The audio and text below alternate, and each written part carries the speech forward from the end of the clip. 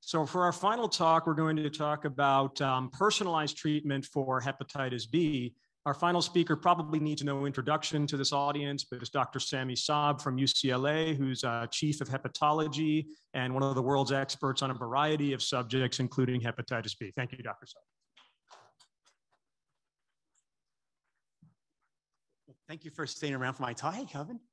I'm Sammy Saab, and I first want to thank the organizers, particularly Renee, for asking me to speak today on hepatitis B tailored therapy. Forward. No, wrong one. Forward. No. All right. So, oops, sorry. So here are my disclosures. I work with Gilead as an advisor in the Speaker Bureau. So in the next 30 minutes, we want to cover three very important objectives. We want to review what are the current indications for antiviral therapy for hepatitis B. We will then turn the table and talk about, how do we utilize and understand current and future tests for hepatitis B management, and this provided insight into tailored therapy.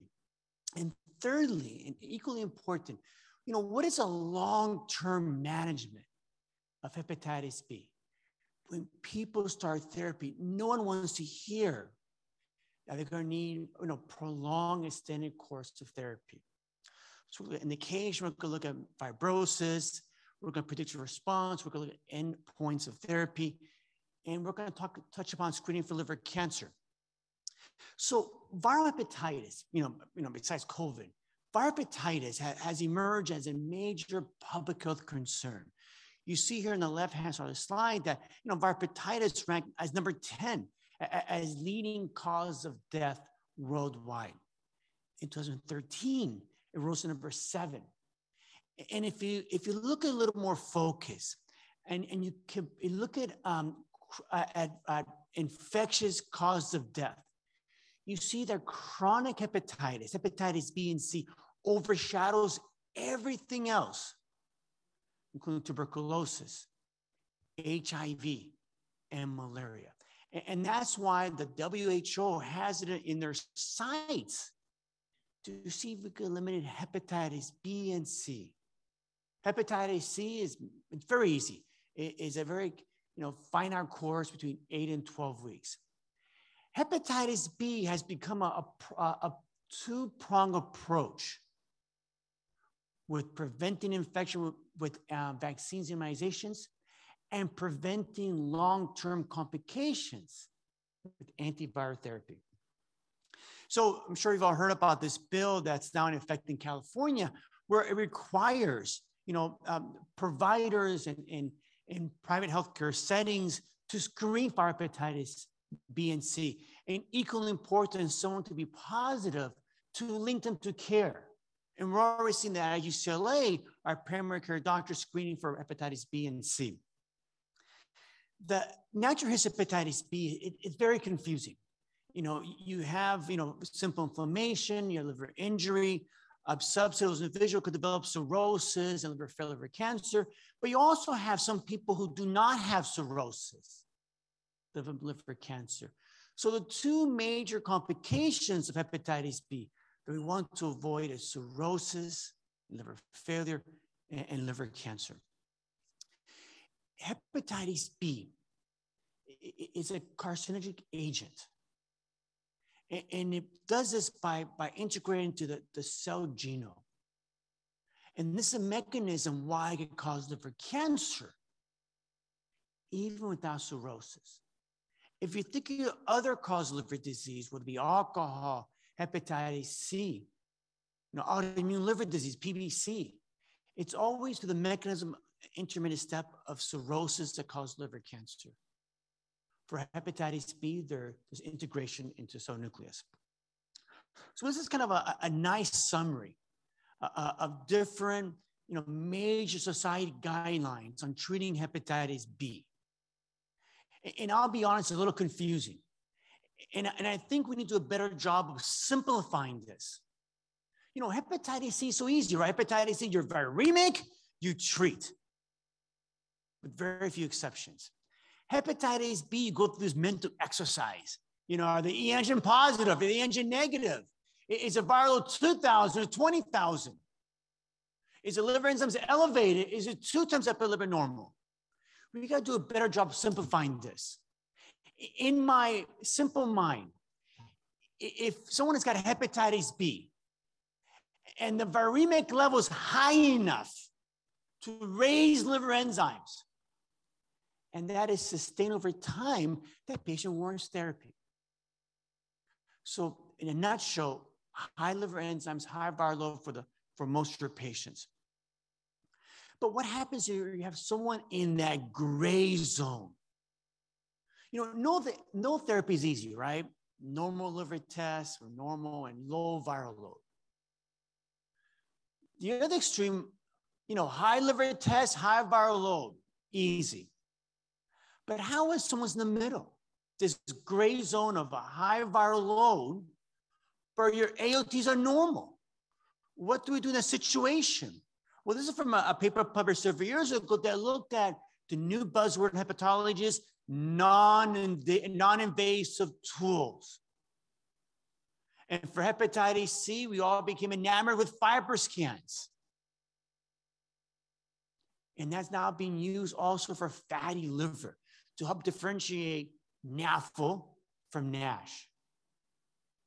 But these non-invasive tools also play an important role in these people who are in the gray zone.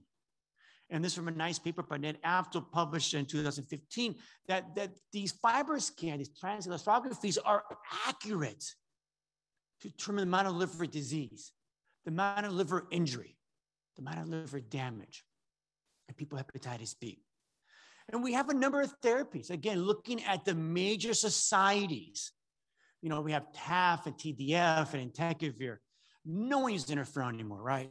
There's really not a row anymore. EASL and APOSL share the same enthusiasm for these top 3-tier medications.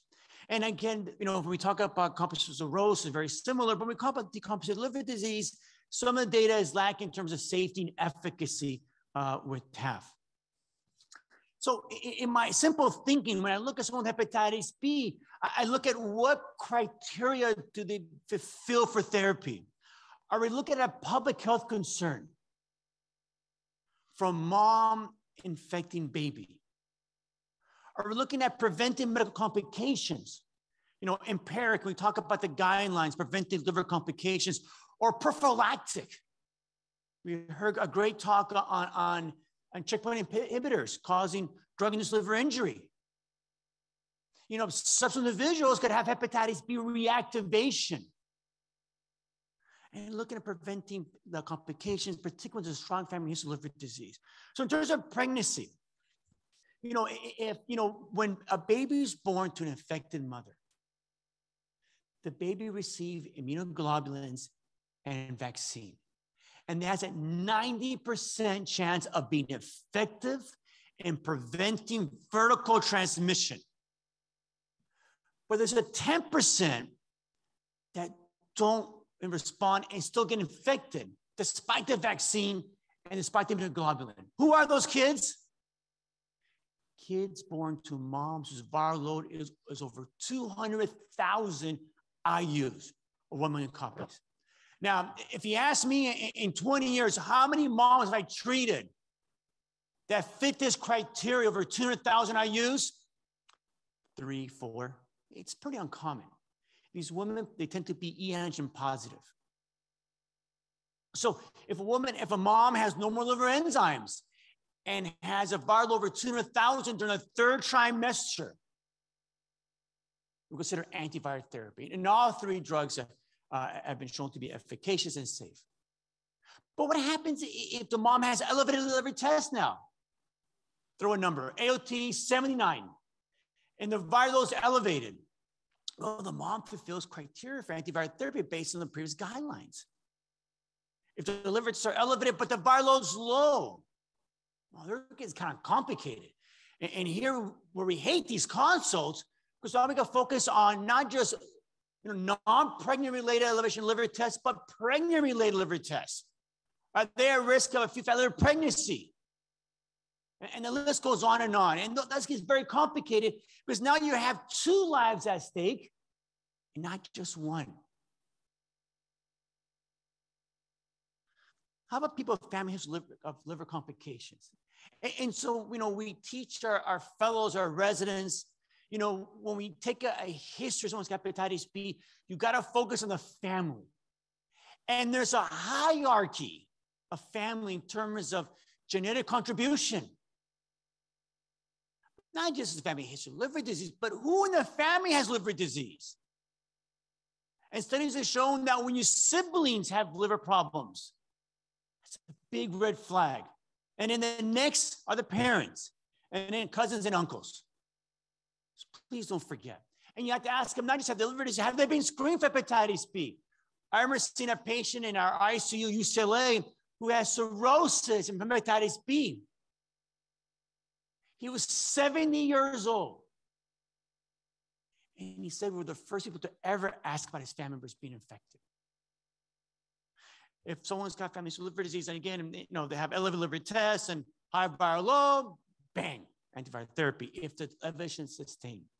If the liver tests are elevated and the DNA is normal, you got to think about other problems. Delta, fatty liver, DILI. And again, this is the classic, if someone's got higher liver tests, high viral load, we talk about antiviral therapy. If someone's got a high viral load, a normal liver test, think about non-invasive tools. And right now, I always taught when I was trained 20 years ago that an ultrasound was an extension of your examination. How good are you to feel the liver or assess liver size on examination? Even assess for ascites and someone has a high BMI. It's hard. One of my mentors, when I was a fellow, we were examining someone who was overweight, large panis. Platelet count was 75,000. He was given, he's got ascites. None at all, just large panis. So, have to use it. So now, as a further extension of our examination are these non-invasive tools, like a transit ELASTOC, like a fiber scan machine. Stopping therapy, and we heard from a great speaker today, this morning, how for alcohol it's like a medical problem, like diabetes, hypertension. People require long-term therapy. And I tell our people with hepatitis B, this is very similar, that we can prevent long-term complications like cirrhosis, liver cancer. And invariably, everybody asks, well, how long will it take therapy for? How long will it to be on this medication? And we're going to talk about stopping criteria. There are some general concepts about stopping therapy. First of all, if you're going to consider it, they've got to have no cirrhosis. The last thing you want to stop therapy is someone to relapse and have hepatitis B flare and cause liver failure. The last thing you want to do. They cannot have liver cancer. As you heard from our great speaker before, people with liver cancer get checkpoint inhibitors. Saying if you have a reactivation, guess what? You're fighting two wars, the liver failure and the liver cancer. They have to meet certain serological endpoints and molecular endpoints. And lastly, and most important, they've got to be adherent. They got to be willing to come to the lab on a regular basis for the first year to make sure they don't have a relapse of viral hepatitis. In some people who achieve that holy grail of S antigen loss, that's very durable. S antigen loss means someone essentially is cured. Put on the slide.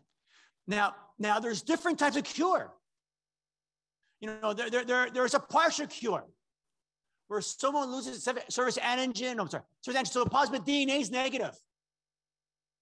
There's a functional cure where someone loses surface antigen and the surface antibody may or may not be positive. That's great, but it may not be the final answer because that virus is probably still in the cell nucleus. Give them some chemotherapies and they may still flare. And what we like to talk about is what's a complete cure. So there's antigens negative, so there's antibodies positive, and there's no cccDNA. Partial, functional, complete. So far, most studies, if they achieve a cure, has been a partial or functional cure. So what are some potential candidates? Well, even this is controversial. There's for stopping therapy. Now let's focus first on the E antigen positive patients. And this is where we have most of our data about stopping therapy.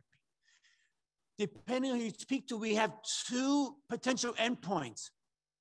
And people who have know they cannot have cirrhosis. If they become DNA negative and lose E antigen and develop E antibodies, you could talk about stopping therapy after a year after that point of losing E antigen, develop E antibody. You could talk about it after a year of circumversion. And the other option, but I think there's a movement now in our hepatology circles, is forget about E antigens or conversion, because that might not be that durable. It may be as high as a 20, 30% of relapse. And you really want to relapse and talk to the patient about restarting therapy again? So people talk about perhaps we should be shooting for S antigen loss and stopping therapy a year after S antigen loss. How about E antigen negative patients?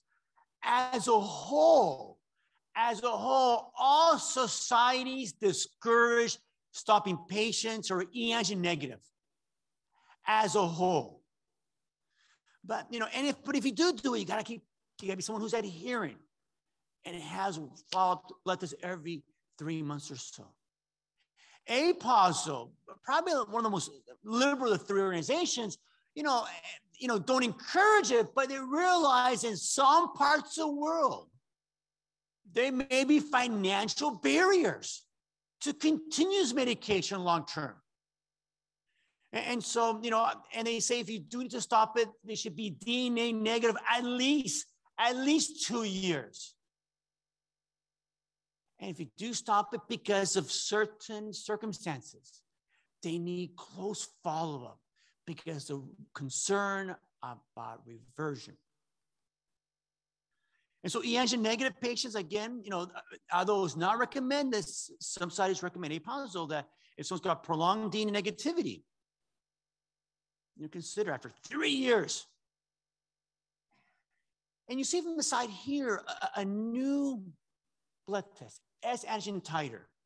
And so we're going to be seeing the next 3 to 5 years is increasing personalization of hepatitis B therapy, or perhaps we could discontinue therapy in certain individuals. And one of those factors we'll be looking at is the S antigen titer. Now, our labs all do S antibody titers, and S antigen is usually a qualitative, yes or no. But the commercial labs do S antigen titers. And for E antigen negative patients, a very, very interesting study where depending on your S antigen level, white's 1,000, age is 100, you may consider stopping medication E antigen negative patients. So here's an example where we potentially have personalization, utilizing new tests like S antigen titers. Now, am I recommend this? Hell no. We need more data. We need more data for this. Again, E antigen negative patient likely require lifelong therapy. So how about prophylactic reactivation? And I'm sure you and us, we see a lot of these patients. We probably see one every 6 months. And people do not react from hepatitis B during chemotherapy. Usually happens after it's finished chemotherapy, when they have immune reconstitution.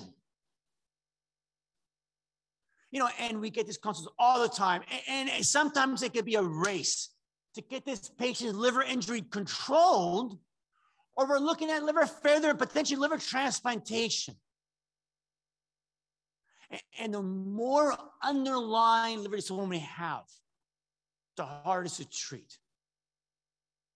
You know, it will start with one agent, but let me tell you, if we cannot get headwind with one agent, we'll talk about two agents off-label, a nucleotide and a nucleoside analog. This is from a nice paper from Raj Reddy, and you're from the previous speaker. When you have this immune checkpoint inhibitor, you know, liver injury, look at algorithms about how to dose, how to use the steroids. Same hepatitis B reactivation. It depends on your serology, it depends on your treatment, what you should do. One thing I've learned the hard way is we have a number of guidelines for treating hepatitis B reactivation. And one thing they have in common is ignore surface antibody. They're either surface antigen positive or negative, or their core antibody positive or negative. Forget surface antibody. Someone's core antibody positive, and again, rituximab, they can flare, they can reactivate regardless of surface antibodies, whether it's positive or negative, doesn't matter. That's one very important take-home message. Screening. This is, you all know this slide, right? If they have cirrhosis, screen the hepatitis, screen for liver cancer, screen them. But a controversial area, and this is highlighted in ASOD guidelines by Nora Thoreau, is what happens to your patients who've cleared surface antigen. What do we do with individuals? There was a lawsuit in Orange County 1 or 2 years ago about a woman with hepatitis B has S antigen surface clearance. So S antigen went away, no longer infected, right? Congratulations. Liver cancer 4 years later. So if you look at studies, for instance, you know, about regression hepatitis B, right? And we have such good data that with antiviral therapy, we could prevent decompensation. We can recompensate someone. We can see cirrhosis regression. But one population that didn't do as well was people with high BMIs. So Nora Thoreau and the Guidelines Committee argue that, well, if maybe we should still consider screening in people who lose surface antigen if they lost surface antigen after the age of 50. You know, they have cirrhosis from other things like C or Delta and NASH. So I don't know what Dr. Sundram does at Cedars and my colleagues at USC, but you know, these individuals, if they lose surface antigen in front of us, because if they come to you already have lost surface antigen, you have no idea when they lost surface antigen. But they lose surface antigen in front of us under a care and over 50, we're doing ultrasounds once a year. According to the guidelines, there's really no true consensus. Oh, the cure is partial, functional, complete. And so that talks about cure. And you know, and hepatitis C is easy because hepatitis C has no reservoir. It stays in the cytoplasm, easy target. Hepatitis B, there are strong barriers, impediments to functional or compute cure. You know, we have this thing called cccDNA that rests in the cell nucleus of hepatocytes or integrates into the cell genome. High viral burden and surface antigen is positive and high DNA. I mean, think about your own patient hepatitis B, right? Think about it. You get the virus down to 0 with antiviral therapy, but does the S antigen ever go away? No. Because there's still probably some replication going on, although you cannot measure it. And we have an impaired innate and adaptive immune response. And so there's a ton of companies that are looking now at targeting sites and looking at and enhancing our immune. And so the question would be, how do we cure hepatitis B? And this slide reminds me of similar slides for hepatitis C 10 years ago, when we have polymerase inhibitors, protein inhibitors. And now we're talking about, are we talking about treating in combination, in sequence, you know, focusing on replication inhibition, reduction of S antigen titers, or stimulating the immune system? So it's very likely in the next 5 years or so, we'll be achieving this cure. So in conclusion, a tailored approach is needed for the management of hepatitis B to ensure proper selection of therapy, particularly when the course is prolonged. We have emerging parameters. We touch upon source antigen that may identify those individuals that one day may not need lifelong therapy. And the future goal, our future goal is to have a finer course in these novel therapies. At this point, I stop and thank you for listening. I want to also put a shout out for Curtis Holt for helping me with the slides and for Vinay Sundar for the invitation to speak today. Thank you, Vinay.